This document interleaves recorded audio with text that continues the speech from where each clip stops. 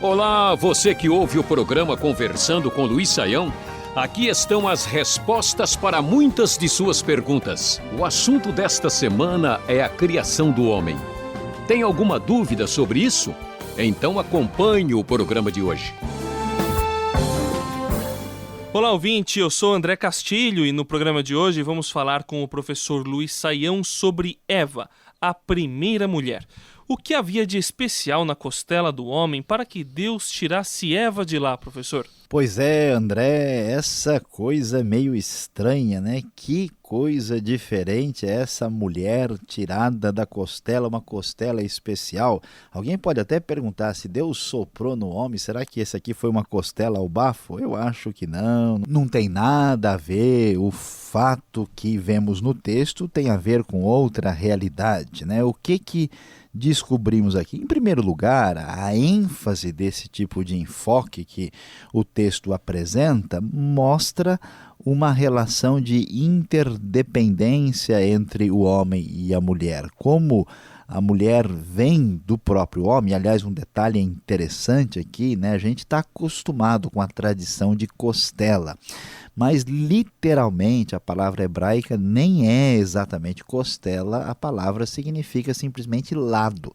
Agora, quando a gente põe a mão aqui ao lado, geralmente a gente encontra costelas, né? Por isso que a referência, assim, tradicionalmente é a costela, que é uma referência muito razoável.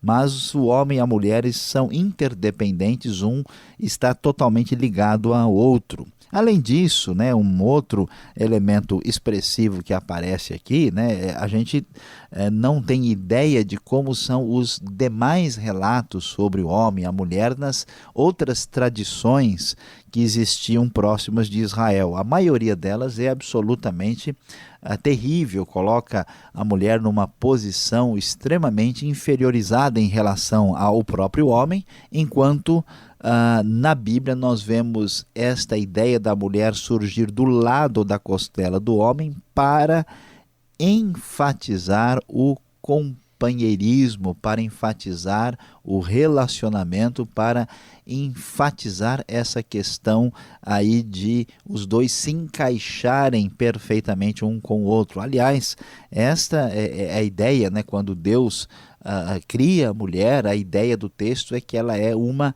ajudadora que se encaixe com ele perfeitamente. A ideia, portanto, é de companheirismo e de complementaridade que aparece por trás da nossa costela, né? Que é uma história tão bonita que, em vez de ter a ver com o bafo, tira o nosso fôlego, de tão especial que ela é.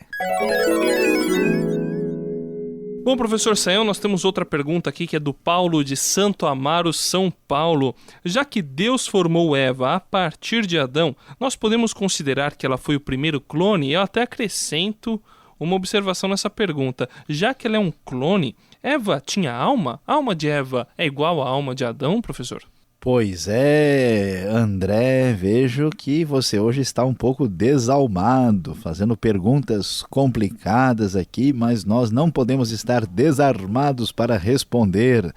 É interessante a observação, né? Como é que a gente lida? Eva é clone de Adão, como é que é isso? Bom, vamos lá. Em primeiro lugar, é necessário mostrar que a gente não pode confundir as coisas, né? Quando a gente fala em clonagem nos dias de hoje, dentro do ramo aí da medicina, esse tipo de atividade não tem nada a ver com o relato teológico da Bíblia. Deus não clonou Adão, até porque se fosse uma clonagem, né, nós teríamos aqui mais a Adoa e não Eva, não é o caso, né? A Eva é diferente de Adão, não podemos estabelecer qualquer tipo de paralelo, nem afirmar, olha, a clonagem deve ser feita porque Deus foi o primeiro a fazê-la. Tudo isso não faz muito sentido. Agora, essa questão, de qualquer maneira, levanta aqui, né, aí algumas questões muito sérias, né? Afinal de contas, se alguém é clonado, se supondo que um dia a ciência consiga fazer isso, será que a pessoa vai ter alma? No caso de Eva, a gente vê que ela não é clone de Adão, portanto ela tem a sua alma e não tem a alma de Adão que se dividiu e passou para ela, claro que não.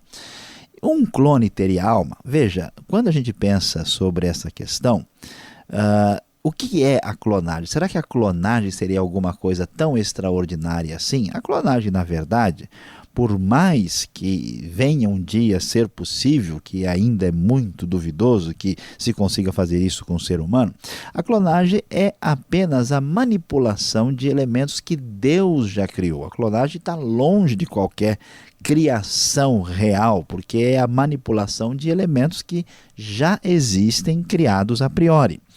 E a gente não precisa ficar assustado, né? Alguém diz, puxa, se clonarem uma pessoa, ele vai sair sem alma, porque ele não foi feito por Deus. Veja bem, a melhor possibilidade de entender o que é a alma vem dos nossos antepassados, assim como vem o próprio corpo. Somos uma unidade. A perspectiva bíblica hebraica entende o ser humano como um todo.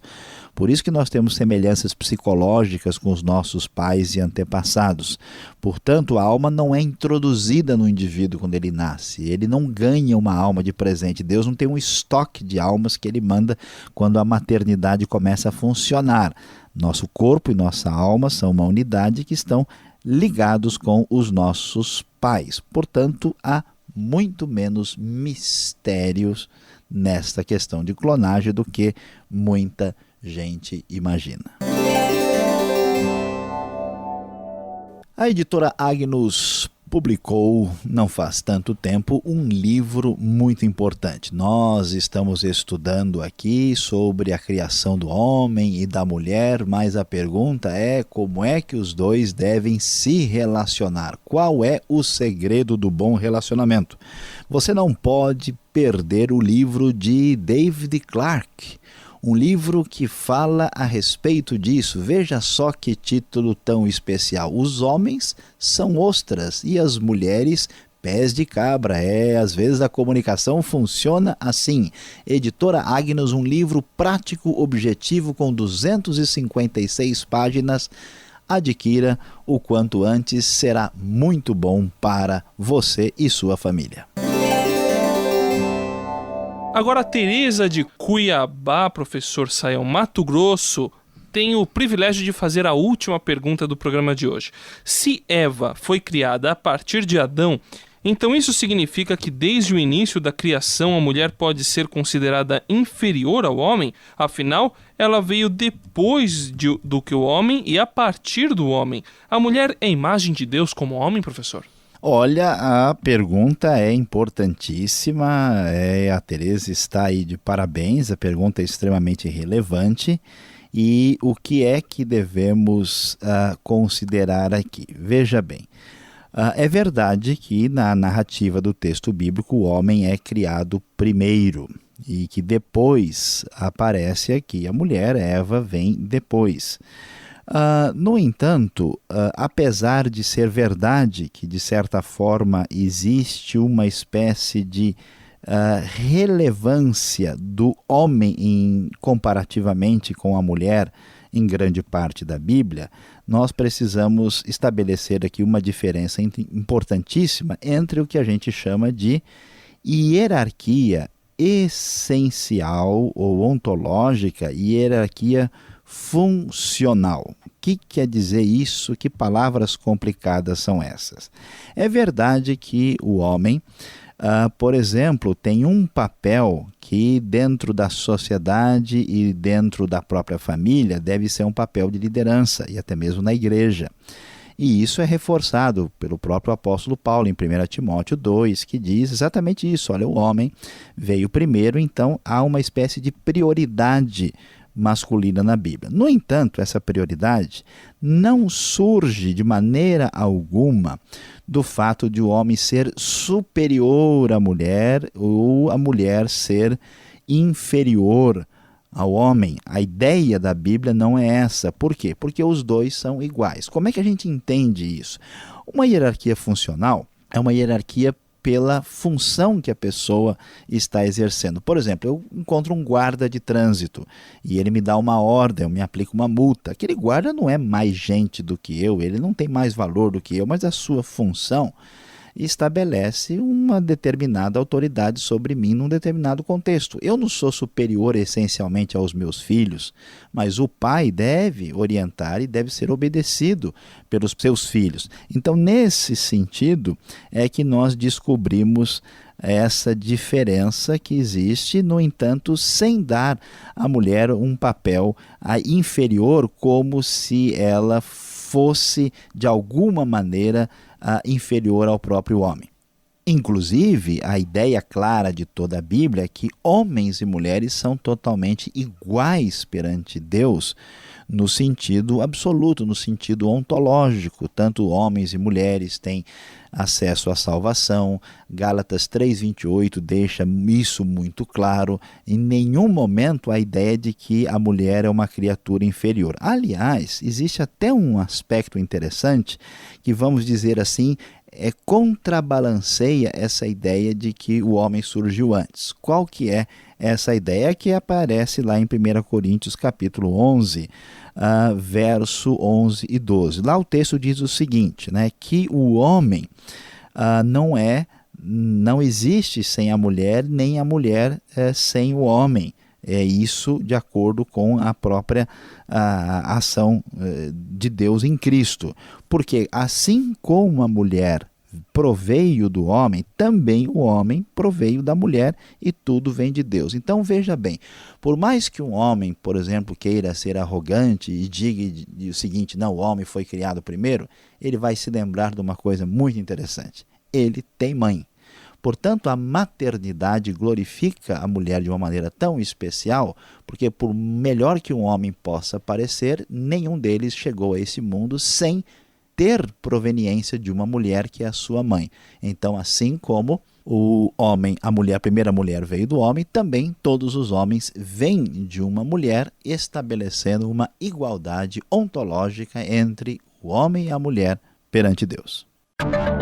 Este foi o programa Conversando com Luiz Saião. Produção e apresentação André Castilho e Luiz Saião.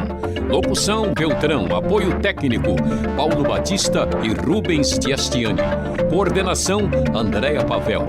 Supervisão Samuel Matos. Direção geral José Carlos dos Santos. Realização Transmundial.